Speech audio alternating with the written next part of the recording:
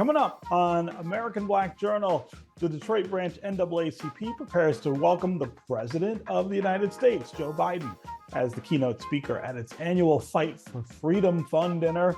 Plus, it's Mental Health Awareness Month. We're going to talk about the importance of protecting your mental well-being and eliminating the stigma in the African American community. Stay right there. American Black Journal starts right now. From Delta faucets to Behr paint, Masco Corporation is proud to deliver products that enhance the way consumers all over the world experience and enjoy their living spaces.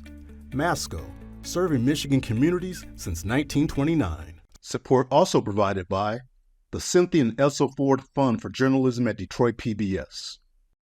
The DTE Foundation proudly supports 50 years of American Black Journal in covering African American history, culture, and politics. The DTE Foundation and American Black Journal partners in presenting African American perspectives about our communities and in our world. Also brought to you by Nissan Foundation.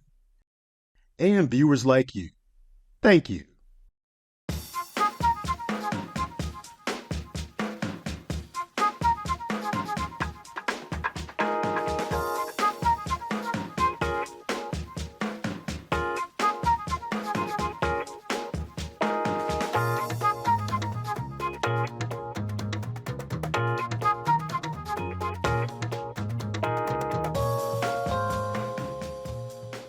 Welcome to American Black Journal. I'm Stephen Henderson. The 69th annual Detroit NAACP Fight for Freedom Fund dinner is going to take place on May 19th at Huntington Place in downtown Detroit. Now, this year's theme is Preserving Sweet Liberty, Defeating Bitter Tyranny.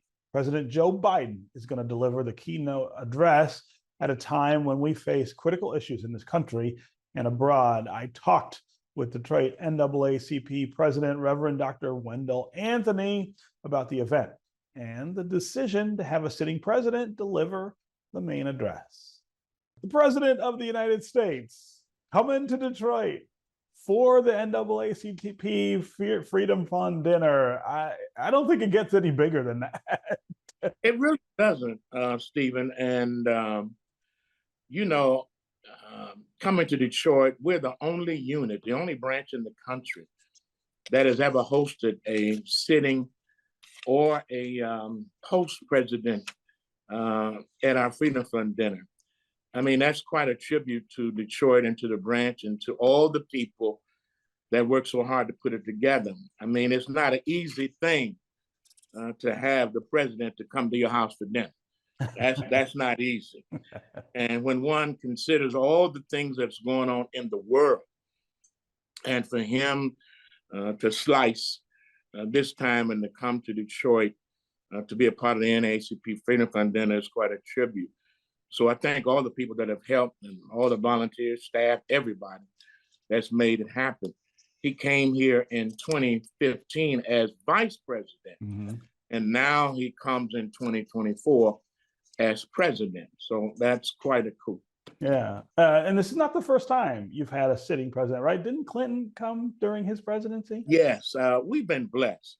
The first vice president that we had was Al Gore. And you might remember we had the Oklahoma bombing at that time, Timothy McVeigh. And Al Gore was a speaker and people were charged up to see him. And he was delayed 5 hours because of that bombing. But half of the people stayed to wait him. 5,000 people still stayed at the dinner at that time. So we've had Al Gore. We've had Bill Clinton twice. We had him once as president, once as he came back post-president. We've had Senator Barack Obama a year before he became president. We had Kamala Harris a year before she became president, Vice President Biden, and now president. We had Hillary Clinton twice. We've had all kind of cabinet members. So I think we got a record in terms of Detroit, in terms of keynote speakers. And the interesting thing, Stephen, I had to share this with you. When I was running for president in 92 and in 93, I won because they canceled election. You know the hell that went through that with Wendell Anthony as a potential candidate president it was said, now, if Wendell Anthony becomes president of the Detroit Branch NAACP, who are we going to get to come to the Freedom Fund dinner? That was it. Who is going to come to Detroit for the dinner if this militant, this person who did not come up the way we can, who is going to come? Well, the answer is presidents. 2 presidents, right? That's right. Yeah, So, that's really good. Oh, good. Oh, good. So, the president is spending more time in Michigan Yeah. than he did before, and certainly before more than Hillary Clinton did in 2016, because this is such a critical state. Talk about what's at stake in this election right here in Michigan and in Detroit. Well, it's no secret that Michigan is a swing state, and Detroit is important. African Americans are important. And also, Stephen, we're not going to not notice the elephant in the room. This is the highest assembly of Arab Americans outside the Middle East right here. Mm-hmm. Dearborn is right next door. Mm-hmm. And we know the issue of Gaza. If anybody can understand the pain that comes out of Gaza, that our Arab brothers and sisters feel, is Black people. Mm-hmm. We know pain. We've been there. We've had Tulsa. We've had all the deaths, the 100 years of lynchings. We've had the Middle Passage. We know discrimination. We know all the shootings randomly and unrandomly by police. We know that. Mm-hmm. So you don't have to convince us of the pain. We went through all of that, and we are still going through it. But by the same token, we have issues on the table, issues of healthcare, issues of economic access and development, issues of infrastructure and jobs, issues of training and workforce development, issue of HBCUs and the reduction of loans for colleges, women's rights, and their right to choose. So all of those are issues that are on the table for us and for them too. Yeah. And if you're not careful, you may wind up getting more than you bargained for, because there's another fellow who's talking about having the largest deportation of Black and brown people, which also will include Arabs, outside in the history of the nation. Project 2025, which is real. Yeah. I want to be a dictator the first day that I get in office. I want to change the whole context of the federal government. That's on the line. So I think that when one looks at what's at stake, it's very important. The NAACP, as you know, Stephen, we don't endorse politicians or partisans. Folks, we have Democrats, we have Republicans, we have independents, we have some folks who don't know what they are. That comes to our event. That's a part of it. We endorse policies, not a P. It's not a D or an R and I. It's a P. This is what your policy is. And so if the policies don't fit, you got to quit. Yeah. And so it's the bottom line here for us. Yeah. So when you think about, I've had a lot of conversations with African Americans in the last couple of months about this election and what's at stake and what they want to do. There's this sense that Joe Biden hadn't done enough for Black people, and particularly for Detroit. What do you say when you hear that? I know you hear the same things. What do you say to those folks? I hear it all the time. Kamala Harris, Vice President, was just here and announced $100 million in terms of economic development, small business loans, small business training, manufacturing jobs, cybersecurity, some stuff that we ain't never had before. The president, in terms of policies and record, has moved to reduce billions of dollars in college loan debt. He would have done more. The Supreme Court blocked him. The other folk don't want him to do that. Healthcare is being expanded under this administration. I'm simply saying that they're not trying to offer you gold gym shoes with red bottoms on them. They're not saying, look at me, I'm in prison, and because I can relate to y'all because you've been in prison, buy my t-shirt and support me. There are real policies at stake here. People need to look deeper and to really ask themselves, are you better now? Really, if you want to ask that question, are you better today than you were 4 years ago when a million people died because of the pandemic? When you were told to use bleach, to use it in your body to get rid of it, when science was mitigated and said, we don't want to use science. Are you better off today with all the banning of the books that come from education? Or are you really going to consider people that want to enhance your education, want to expose you? Our freedom and our democracy is on the line. Are you with folks who want to expand the vote, who want to increase it?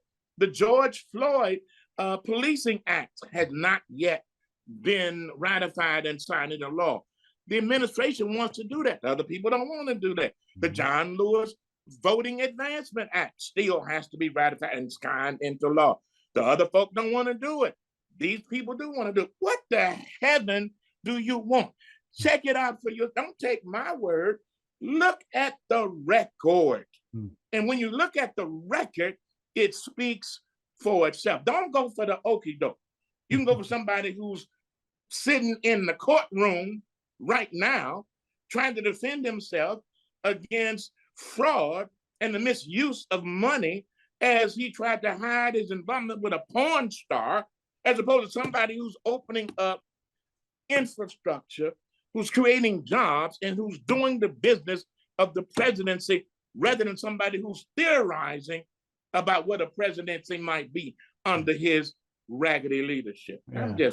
I'm just saying. So you mentioned the George Floyd Policing Act, the John Lewis Voting Advance Act. If Biden had focused on those things in the early part of the administration, when he had majorities in both houses, you think he'd be having to make this case now to African Americans? I mean, isn't it that we didn't get those things that has some people upset?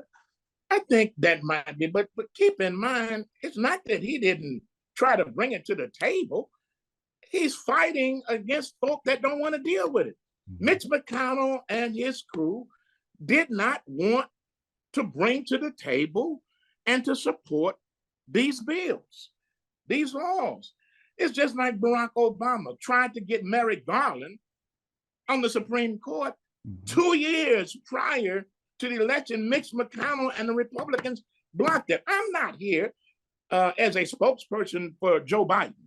I'm here as a spokesperson for Wendell Anthony and the NAACP and what we need and what we must have program-wise and policy-wise for our people. And that is the policies that we see emanating from this president. Quite frankly, if the other fella gets in, it's all off the table because they ain't trying to expand enough. They ain't not voting rights. As you recall, in 2013, Shelby versus Holder, Section 5, part of that was gutted to the degree that they support that. They don't want to expand this. 400 bills are all over the United States in terms of bills potential. Do you know, Stephen, that of the 10 poorest states in the United States of America, 9 of them are so-called red states. Yes. They're in the South. Mississippi, Kentucky, Louisiana, the Dakotas, Arkansas, red states. Where they're supporting this stuff, they are the poorest educationally, health-wise, job-wise in the country. You mean you want to bring that to Michigan and New York and DC and Atlanta? Come on, y'all. Yeah. All right, Reverend Wendell Anthony, of course, we're out of time. I know can't be finished. You don't have enough. I mean, the dinner is the 19th. We're awarding Senator Debbie Stabenow, President's Award, Freddie Haynes, Freedom and Justice. We are awarding Spain Middle School for their winning in terms of robotics. We're awarding the Renaissance High School for their winning in terms of being innovative and being the top high school in the nation, not just in Detroit, but in the nation for the kinds of programs that they have. We're bringing our students in. Detroit is a city of winners. Yeah. We're not losers, we're winners. And we're bringing in Claude Cummings before that for Freedom Weekend, the first African-American serving as president of Communication Workers of America, May 17th at Fellowship Chapel. Go to DetroitNAACP.org or call 313-871-2087 to get your table. Don't be square, be there. That's right. And we'll put all that information on our website as well. And Thank you, Stephen. Congrats for me for, keeping Detroit in the spotlight. It's a big deal. Thank you, Stephen. I appreciate you, man. You've been with me all this time. And so we've been here before. Thank you, man. I'm impressed. All right. Thanks for being here. All right now. May is Mental Health Awareness Month, and that's a time to address the challenges faced by millions of Americans who are living with mental health conditions. These include the stigma around mental illness, a lack of knowledge about available resources, and a shortage of psychiatrists and other mental health professionals. I talked about these concerns and more with Carlynn Nichols, who's Senior Director of Behavioral Health at CNS Healthcare. All of us, I think, probably need to pay a little more attention to our mental health condition. But let's talk about our community in particular and some of the challenges that we have that I think are not necessarily common to other populations. And this is really about being able to face up to the problems that we have and to seek help. Yes, I think one of the challenges in our community is there's just a lot of stigma around mental health or mental illness. And one of the challenges we really need to face is that mental health is as important as physical health. They're very much interwoven.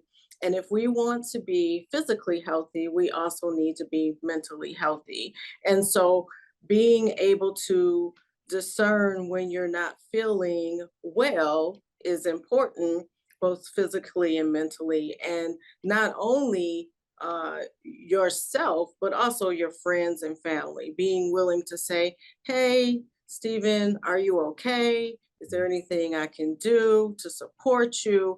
And also knowing that when it's something beyond what I can do as a friend of Stephen, to actually recommend something like going to see a doctor or a therapist, which is the same thing we would do if you weren't feeling physically healthy. Right. I want to talk about some access issues as well. Yeah. In our community, access is about both insurance and the ability to pay for healthcare, but it's also about the availability of specialists, doctors in our community to deal with these things. You're dealing with kind of a double whammy when you're talking about mental health there. Yeah, absolutely. So in our field, we have those who are practitioners, who are therapists. So we're talking about licensed social workers, psychologists, and counselors, as well as physicians who are psychiatrists or nurse practitioners. And overall, there's a shortage. There's a workforce shortage. The same shortage we see in other industries, we have the same shortage in mental health. We have a great shortage. The shortage in psychiatry has been going on for a long time, and nurse practitioners have begun to fill that gap. And when you look at the therapists, there's definitely a shortage. And there's a lot of competition for that level of staff across organizations, across counties. You have schools that want behavioral health professionals. You have clinics that want behavioral health professionals. And most of our community would access these services in their local communities. And the need for those who have a desire to serve is really important. So universities are getting involved, as well as the state of Michigan getting involved and making it an attractive choice for many. Yeah. A lot of your work is with children and families. And I feel like both got challenged in ways that we wouldn't have imagined before during the pandemic. Now that's technically sort of in the past, right? Yeah. But I feel like the effects of it aren't, that we're still trying to sort out some of the things that happened during the pandemic, and certainly, how we go forward. Talk about the mental health picture there. Yeah, so we know the pandemic was a global trauma, right? So we all had to shelter in place, and children weren't able to go to school. They weren't able to engage with their peers. And so much of what we learn in social skills is when we engage with other people in the classroom, learning how to get along, learning what it means to sit somewhere for an hour and learn. At the same time, we know children are in families, and as their parents or family members were experiencing stressors and trauma, they were also feeling those same things. So I believe we're like a year beyond the public health emergency. It ended at the end of April in 2023. And what we see is those children who were born during the pandemic are in preschool now. Yeah. Those children who sat in a Zoom during their formative years when they were to be in a classroom, engaging with teachers and peers, now they're in the classroom, and we're seeing some extremely challenging behaviors. And they're behaviors that our educators aren't necessarily prepared for, because our educators are taught how to be educators, not how to be behavioral health professionals. So it is important that as early as we possibly can, that we recognize the needs of our children and we get them assessed and we get them care. That's the good thing about our system, I will say, particularly our public mental health system. We're able to serve children pre-birth, believe it or not, through 21. And sometimes we miss an opportunity when a child is in utero, because we don't understand the trauma that a parent or a family is experiencing at that time directly impacts those children. So what becomes important is recognizing it and just asking for help as soon as possible. And even though there's challenges around workforce, organizations are really trying to pitch in and help. Yeah. So for Mental Health Awareness Month, what do you say to people about, hey, here's a couple things you could do that might give you more opportunity to think about your mental health and the mental health of the people around you? Yeah, so we have this really neat program at CNS Healthcare right now called Plant Your Sign. I planted my sign in last week, where you grab a sign and you put a message on it like mental health is important, or remember to take care of yourself, like something like that. And it's in my yard, and it gives a message to the people around them, just a reminder. I put it on my Facebook post every May, just to encourage people, because people know me and they know this is something that I do. And I think what's important is to remind people around you that, one, it's okay not to be it's okay to not be okay, and to be a listening ear. Sometimes we're moving so fast that we may miss it. So just being present for the people around you, listening, making sure everyone's okay. And if they're not, encouraging them to get some extra help if they need it. Yeah. But what's that line between someone who just is having a hard time and somebody needs care, right? It needs help. I think for the layperson in the world, just think of your functioning.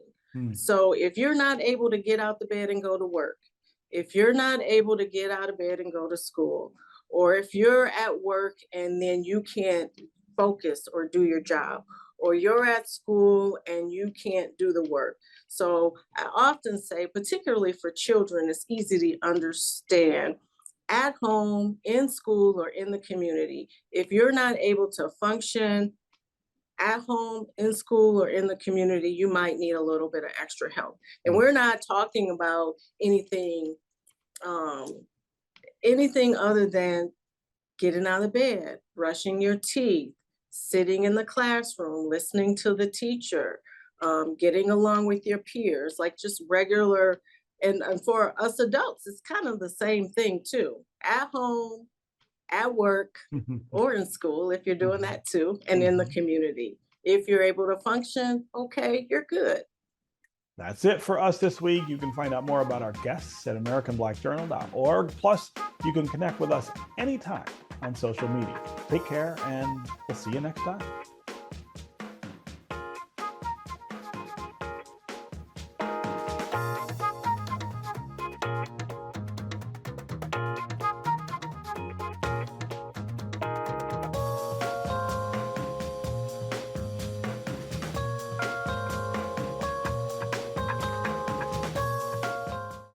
From Delta faucets to Behr paint, Masco Corporation is proud to deliver products that enhance the way consumers all over the world experience and enjoy their living spaces. Masco, serving Michigan communities since 1929. Support also provided by the Cynthia and Elsa Ford Fund for Journalism at Detroit PBS. The DTE Foundation proudly supports 50 years of American Black Journal in covering African American history, culture, and politics. The DTE Foundation and American Black Journal partners in presenting African American perspectives about our communities and in our world. Also brought to you by Nissan Foundation. And viewers like you, thank you.